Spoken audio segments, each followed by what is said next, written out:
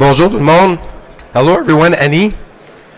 It's really a pleasure to be here today. Thank you for being here at the Canadian Pavilion. It's really great to see a lot of you again at PDAC. Alors c'est un grand plaisir de vous voir aujourd'hui à PDAC.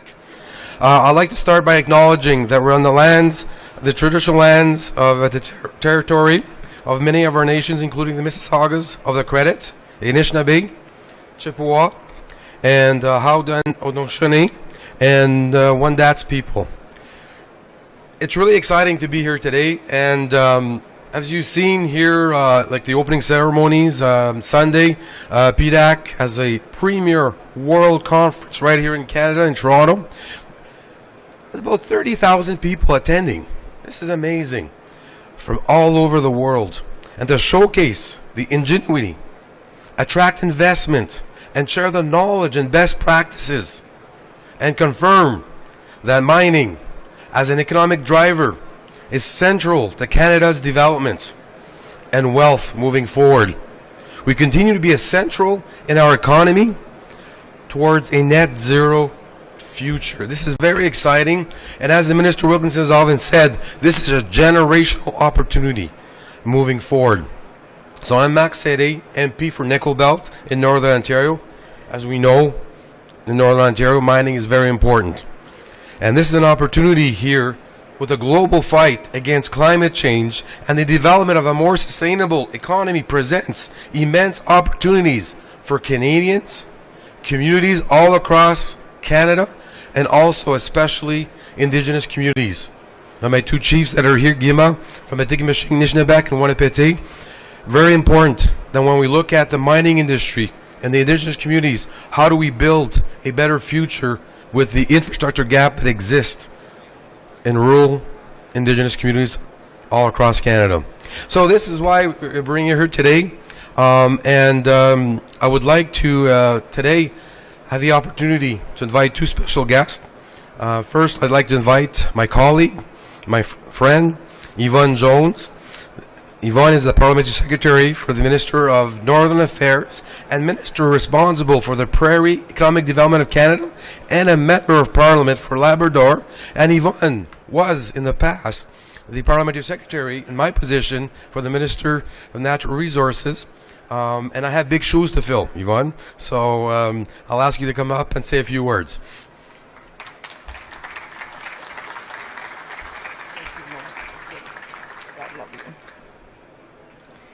Well, I know you're all energized to be here at PDAC, and I'm sure this is your first gathering in the last 3 days.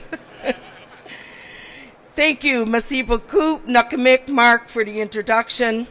Welcome, bienvenue, atali hi to all of you, my friends. We're gathered on the territory of the First Nations, and we are proud to be here. Thank you for coming to the Canadian Pavilion today. It's always a great week at PDAC when we can showcase Canada's mining advantage and bring together partners from all around the world. As the MP for Labrador, and as my colleague has just said, the Parliamentary Secretary in Northern Affairs, and prior to that to Minister Wilkinson, and now in National Defence as well, I know how important the economy is to all Canadians, but especially to those who live and work in rural, northern, and Indigenous regions of our country. We rely on natural resources to support jobs and create wealth. We know that there are so many places in Canada where mining is critical to the economy and to the success of those regions. You know, there was a time when the mining industry could only really look to the Government of Canada for regulatory issues like permitting and environmental assessment criteria. And we know that these are very important roles, and we know that there is a responsibility for the Government of Canada to have oversight in those areas. But there's been some important shifts. And one of those important shifts have been towards our partnership with Indigenous governments in Canada and depending upon them for regulatory approval and input as well in resource development sectors. In the last 6 years, we've seen the government's role shift from an ever-growing industry with more opportunities for communities, Indigenous governments, and companies. And we've seen that shift move to a singular role of being a regulatory agency, to establishing a very stable critical minerals list, to launching the critical minerals strategy, to offering incentive tax credits to companies who invest the capital to extract and process critical minerals that we need to sustain an environmentally conscious world.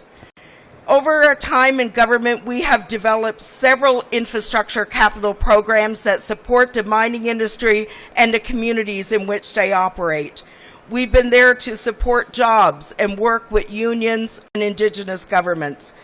We've established programs like the Canada Infrastructure Bank, the National Trade Corridors Fund, and the Indigenous Loan Guarantee Program to be able to help the mining sector advance and better serve the communities and the people in which they operate.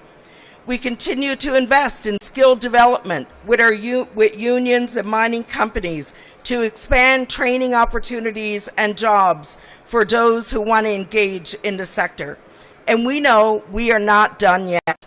This sector matters more than ever for Canada and for the world. The growing global appreciation that a cleaner, net zero economy cannot be achieved without sustainable and responsible mineral extraction. It is incumbent upon policymakers to help implement these initiatives in all of our communities across Canada and work collectively in partnership with Indigenous people and all Canadians so that we can reap real benefits from our resource mineral wealth. So while we're doing all of this, we've had the opportunity to work with great teams of people across the country. And one of the key players in that team has been our Minister, Jonathan Wilkinson. And I know that all of you have had an opportunity to meet with him, to discuss your aspirations, the success and the growth of an ever-changing mining sector as we move into a more modernized global environment. He's been there to support those in the industry to be innovative in his thinking and create projects that broaden the perspective of Canadians. And I'm sure that he'll have lots more to say on this topic, so I'm going to turn it back to Marc and let him introduce the Minister. Thank you very much for coming.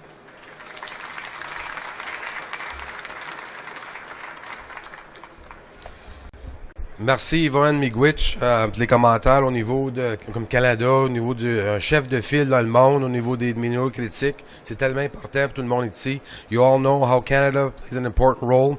We have to develop the future. And when we're looking at the future, when we look at our good friend and colleague, Honorable Jonathan Wilkinson, Minister of Energy and Natural Resources, Minister Wilkinson has traveled the country, has traveled the world to promote Canada as a premier destination on critical minerals, and making that link between when you look at geopolitics, when you're looking at the net zero transition, and the next generation involving. He's been a champion, so it's my pleasure and honor to be welcoming Minister Jonathan Wilkinson.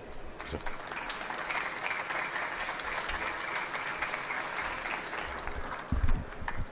Thank you, Marc.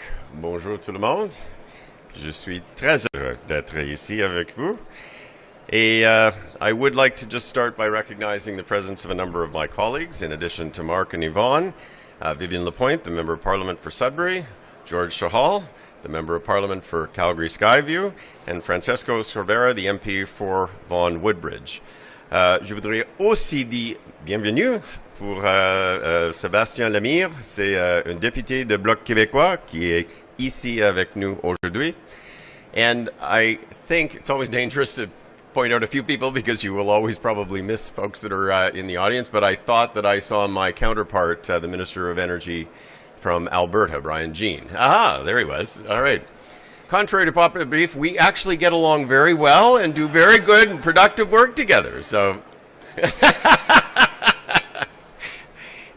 I think it says a lot about PDAC that a good number of my colleagues are here and representatives of other political parties and other orders of government.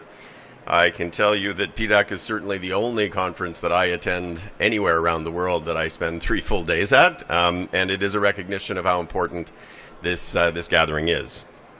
I would also just like to say a quick word about the Canada Pavilion. It takes a lot of time to design, build, and operate, and it is essential as a part of our working here. It helps to showcase investors, international counterparts, academic conversations, and more. So please join me in thanking all the folks who have been working and staffing the Canada Pavilion this year.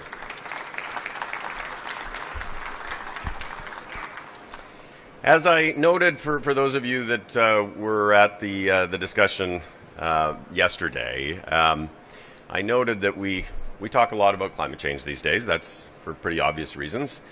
Climate change is altering our world's natural environment in a myriad of harmful ways. The planet is effectively burning up. The top scientists around the world have been measuring it for decades. It is no surprise. And people everywhere are seeing it in the floods, the wildfires, and the storms that we are experiencing in this country and in countries around the world. But beyond its increasingly severe impacts on our environment, climate change is also transforming the global economy and global finance in ways that are creating enormous economic opportunities for those that are thoughtful about the transition to a low-carbon future. The global energy transformation that is already well underway is both an environmental imperative for sure, in terms of saving the planet for future generations, but it is also a generational economic opportunity on the scale that is similar to the Industrial Revolution. In the context of a rapidly changing climate, mining and the mining of critical minerals in particular, the materials that are essential for many of the clean technologies that we will need to address carbon emissions, presents Canada with a generational economic opportunity, one that is relevant to almost every province and territory in this country. It is not just about extracting minerals, it is about processing them here in Canada. It is about building batteries and battery facilities across the country, particularly in Quebec and in Ontario, and potentially in Alberta. It is about the electric vehicle manufacturing and other product manufacturing. It is an opportunity for Canada to actually seize the entire value chain in the context of supply in North America and beyond. It is also an opportunity for us to help many of our friends and allies, democratic countries around the world, who do not possess the kinds and the volumes of critical minerals that we possess here in Canada. Increasingly, critical minerals is an energy security issue as much as it is a climate issue.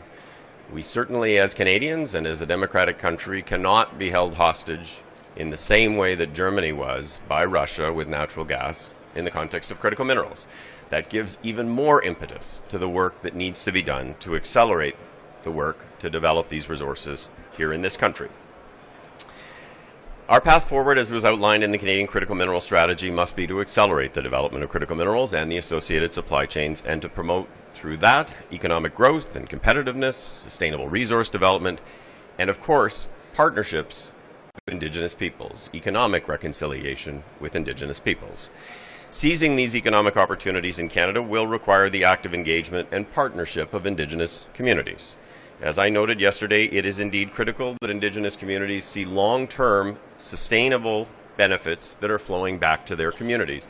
This is indeed a matter of social justice, yes, but it is also required if we are going to better align interests with respect to project development moving forward. A robust and thoughtful approach to enabling Indigenous economic participation in resource projects is a key part of advancing economic reconciliation and building strong and prosperous communities. That is why Canada has committed to bringing forward within the next few months the details on an Indigenous loan guarantee program about which I hope to have more to say very soon. And it is why that I am pleased to announce today that the federal government will be investing $10.4 million in 7 mining projects under the Indigenous Natural Resource Partnerships program. These projects include an initiative with the Birdtail Sioux Dakota to expand youth participation in the critical minerals and natural resources sector, funding for the Keewatin Tribal Council to undertake an assessment and capacity building project for critical minerals development, support to the Fond du Lac Denisoline First Nation of Saskatchewan, who will look to expand critical minerals partnerships and advance the deployment of hydropower in their community.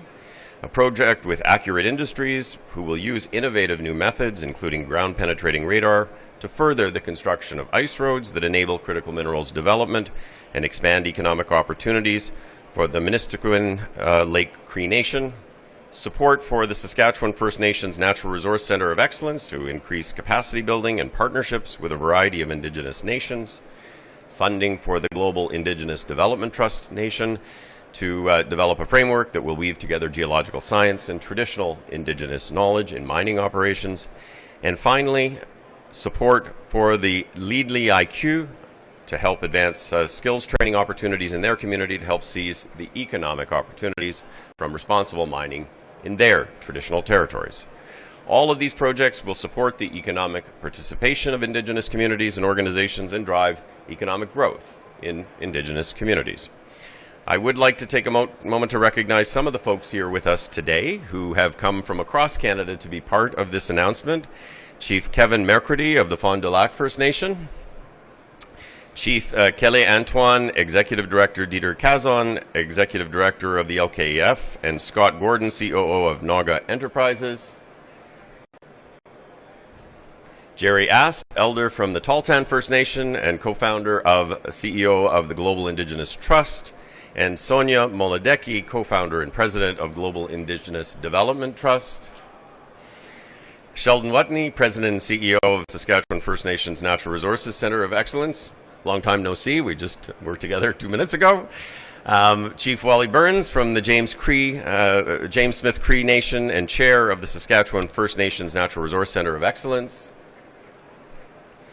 Steve Rao, principal director of Northwest Strategies Limited. And Arlie Froelich, president and owner of Accurate Industries. Thank you for joining us, and thank you for your work and your communities who are working to build a more sustainable and a more prosperous Canada.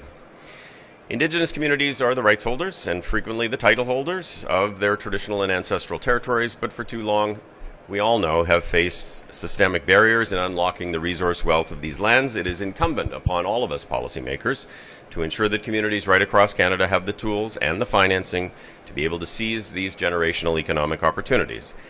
That is why, in addition to the 7 projects I've already announced, I'm pleased to say that we are today launching the first call for proposals for the Indigenous grants through the Critical Minerals Infrastructure Fund. The first call for proposals will provide up to $3.5 million in federal funding to support Indigenous engagement, knowledge sharing, and capacity building relating to clean energy and transportation projects to enable critical minerals development. Overall, the Infrastructure Fund Indigenous grant stream will provide $13.5 million in funding for Indigenous communities.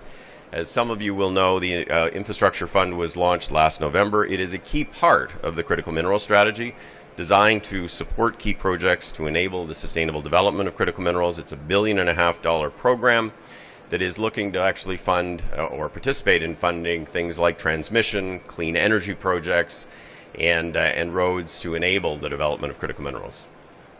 Today's opening of the Indigenous grant streams is a significant step that the Government of Canada is taking to support the mining sector, and in particular, Indigenous communities who will be able to use this support to drive sustainable growth and create good jobs for folks who live in their communities. I will close today by just saying what we all know here at PDAC. Canada is a mining nation. Mining has provided and does provide good jobs and livelihoods for generations of Canadians across this country. With the accelerating energy transition, the opportunities for mining and minerals processing are going to increase significantly if we are thoughtful and we are bold and we are strategic in our approach. It is important that we seize the economic opportunities that are before us. By doing so effectively, we need to ensure that we are working collaboratively between the federal government, provinces and territories, labor, businesses, and of course, Indigenous communities. Canada works best when Canadians work together.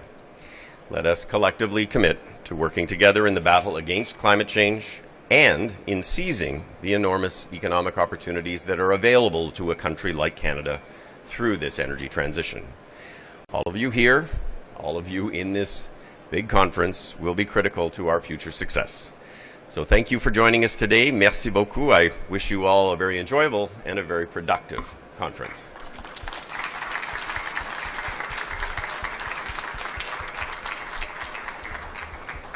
Don't go too far, Minister. this concludes the formal portion of the presentation, but I just want to acknowledge maybe another round of applause for the 7 First Nations for the stream awarding the projects. So now I'd like to invite Caroline, Press Secretary to the Minister Wilkinson, to invite the media for some questions. Okay, and I'll ask the Minister to come back up. Thank you very much, MP Serré. As mentioned, we will now move to the media Q&A portion of the event. So I would invite any journalists who would like to ask the Minister a question to please move towards me. We will use this microphone. If you're not able to come towards me, please just identify yourselves and I'm happy to come to you. But before you begin your question, please just state your name and what outlet you are coming from. And we will have time for one question, one follow-up for each journalist. It's Colin McClellan with the Northern Miner. Hi, Minister. I wanted to talk about, just ask you about investment, but Chinese investment. There's been some deals recently where Chinese companies have bought Canadian companies, I think $368 million for Osino Resources, and there's been a takeover of the Nashalacho Rare Earths project up north. Is there going to be a review under the Investment Act for these recent transactions? So I think I and my colleague, Minister Champagne, have been very clear about investment from Chinese state-owned enterprises, that we believe that critical minerals are strategic assets, and in the context of the concentration that already exists with respect to critical minerals and critical minerals processing, we are not interested in having state-owned enterprises invest in Canadian critical minerals projects. We have made some decisions over the course of the past year, and of course there was the SRG decision this morning, which I think was a helpful decision, that they would essentially not re-domicile in order to accept Chinese investment. But certainly we will be looking at all transactions that involve Chinese state-owned enterprises or those companies related to them. And will there be any kind of clarification of the rules, though, going forward? Well, I think we were pretty clear. We made a public statement about this. If there needs to be more clarity, certainly we're happy to provide that. But I think we've been pretty clear in the public statements we've made. About a red line about so many percentage of investment? Well, certainly, as I say, if folks are looking for elaboration, I have not heard that from the sector. We've been pretty clear that we are not interested in investment generally from state-owned enterprises, but certainly the ones that are raising significant flags would be those that actually require some kind of off-take agreement, those that require control, effectively controlling shareholders, or those that provide for significant board representation. Oh, great. Kip with S&P Global.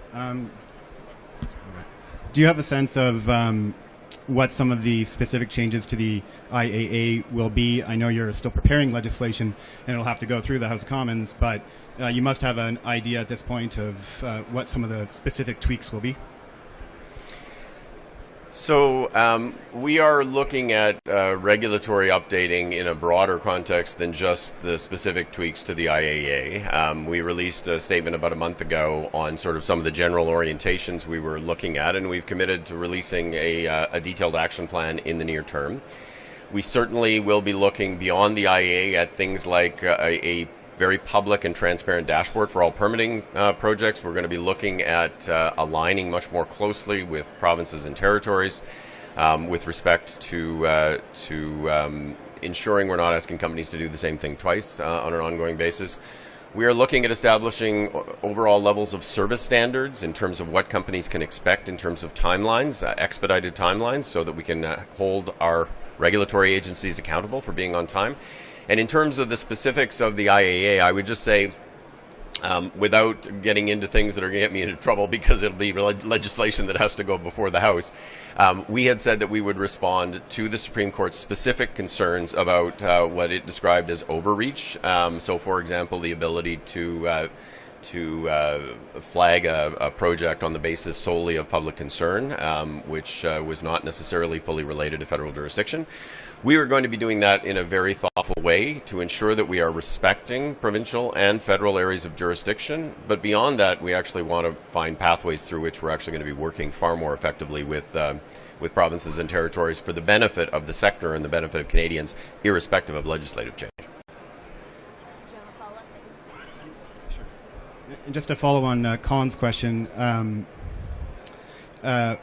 while the government outlined very clear guidelines on, or clearer guidelines on investment by state-owned enterprises in Canada, or Canadian companies that hold assets abroad that have critical minerals in them, it doesn't target more loan-like structures. For example, First Quantum did a $500 million prepay for a copper stream with an offtake from its Zambian operations. Is that something that the government will be targeting in future clarifications for how it wants to manage investments?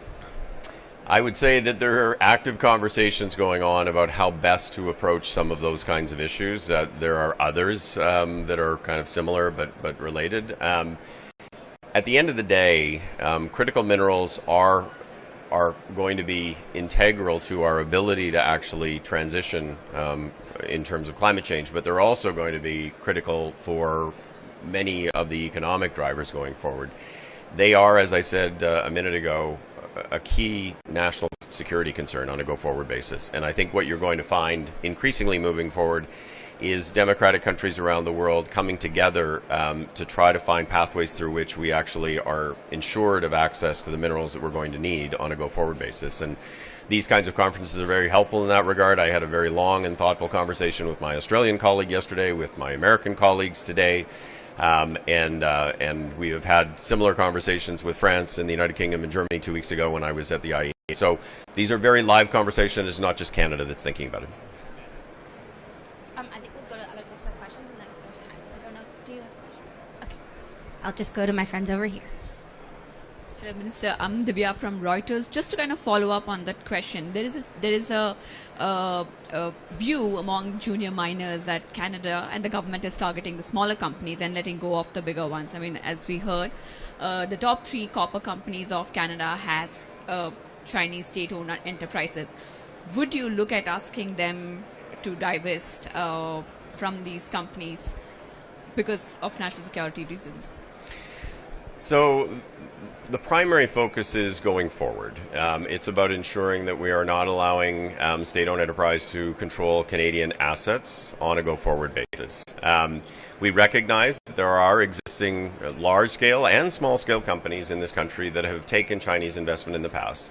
I think it becomes very problematic if you're going to go back and try to roll back investments that were made when the rules were different. So our focus is primarily moving forward. Just a different question. Yesterday, there was an announcement made on the MSP, the Mineral Securities Partnership, which Canada is also one of the signatories. Can you talk about, I mean, why is the need for such a partnership, and how will it help Canadian companies and the allied companies in this? Well, the Mineral Security Partnership is one of the forums where we have conversations around the national security elements relating to critical minerals. There are other forums, such as the one that Canada actually started, the Critical Minerals Alliance, which is really focused on the ESG standards around mining. And the two actually kind of overlap at times. We all have an interest, as I said before, in ensuring that there is continued access and that we are working together, consuming countries and producing countries that share common values, to ensure that sufficient supplies are being brought forward. In the case of Canada, for example, the Americans actually have included Canada in some of the funding programs that they have to bring forward, to invest in critical minerals on a go-forward basis. The French have created a tool to be able to make investments in Canadian mining operations to bring those forward. And so those are some of the conversations that go under the MSP. But I would say one of the other big subjects that we are talking about increasingly is we are countries, Canada, Australia, the United States, Chile, that mine using responsible practices. We do it in a manner that minimizes the carbon footprint. We do it in a manner that respects labor rights. We do it in a manner that respects broader environmental concerns. And we certainly endeavor to do it in a manner that respects the rights and the interests of Indigenous communities. That is not true of every mining country around the world. And of course, doing it in the right way that Canada does it, adds some cost to the minerals. Minerals right now are a commodity, and at the end of the day, we do not want to be in a race to the bottom. And so part of the conversation is about how do we create mechanisms through which the value of ESG produced minerals is reflected in the overall price, There are a number of different ways you could go about that, but I think we are in the at the stage where it is really, really important that we are having these conversations. If we see what's happening for nickel pricing, for example, because of a lot of the nickel that's being brought on by Chinese enterprises that operate in Indonesia, it's a real concern, and it's affecting Australian industry right now, but eventually it will be Canadian too.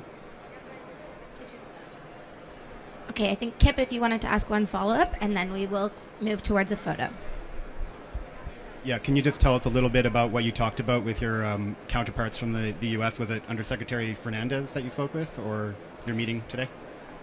So we had a meeting today with both representatives of the White House and Ambassador Cohen, and the discussions really related to how do we actually accelerate the work we are jointly doing on critical minerals. We actually had a number of CEOs come in to talk to us about that. And how could we actually develop joint instruments, including potentially funding instruments where we're co-investing in projects on a go-forward basis to accelerate that work. I would say that the discussions and the collaborations with the Americans have been entirely productive, and it looks at the entire value chain, not just mines, but processing, and we actually had representatives of the car companies in the meeting today.